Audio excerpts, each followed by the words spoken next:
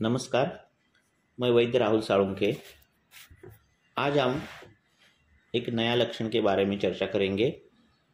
चिकित्सालय में रुग्ण आते हैं तो कभी बार वो तृष्णा ये लक्षण लेकर आते हैं कि वो बोलते हैं डॉक्टर साहब प्यास बहुत लगती है। बाकी के कोई भी लक्षण उनके साथ नहीं रहते। तो ये जो तृष्णा है कि पानी पीने के बाद भी प्यास बुझती नहीं, ऐसा ये जो लक्षण है ये व्याधि स्वरूप भी है और लक्षण स्वरूप भी है तृष्णा। तो हम अभी लक्षण के बारे में देखने वाले हैं।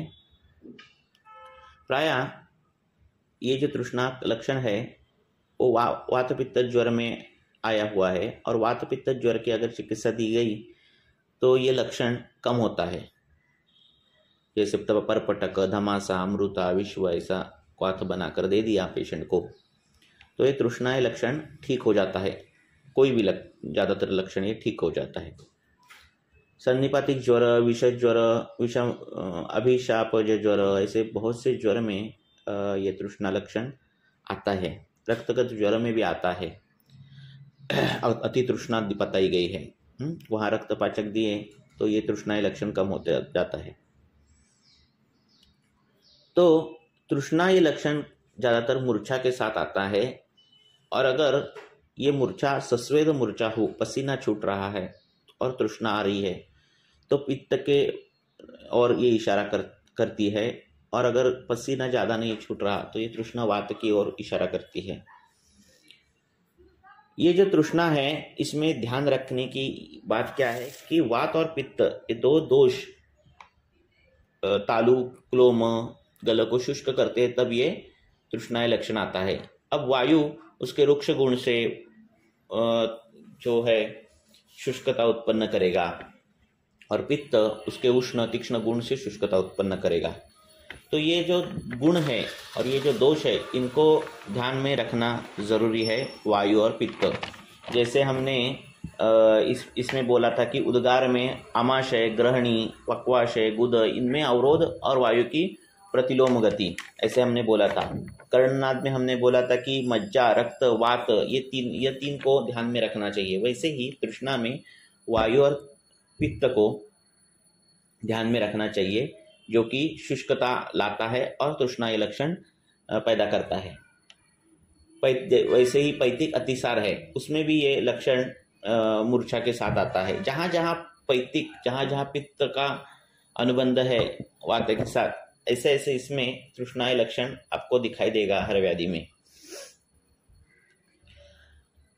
अतिसार में पतली मल प्रवर्तन होता है, ज़्यादा पानी जाता है और ये ज़्यादा पानी जाने के बाद क्षय होने के बाद रुक्षता आती है और शरीर में जितना पानी ज़्यादा जाए शरीर से उतना तृष्णा लक्षण बढ़ता है।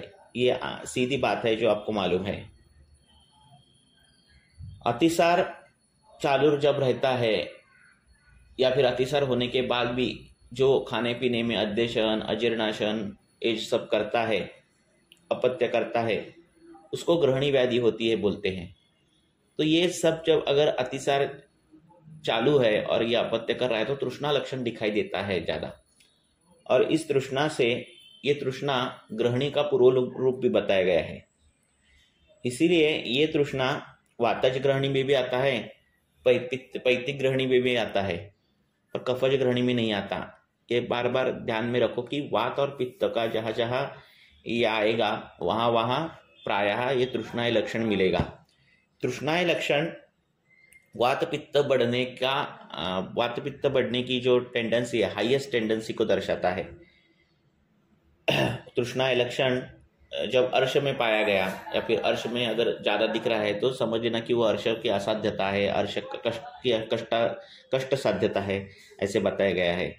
तो ये तृष्णा लक्षण ये कभी कभार असाध्यता की ओर हमें व्याधि का इंडिकेशन करता है।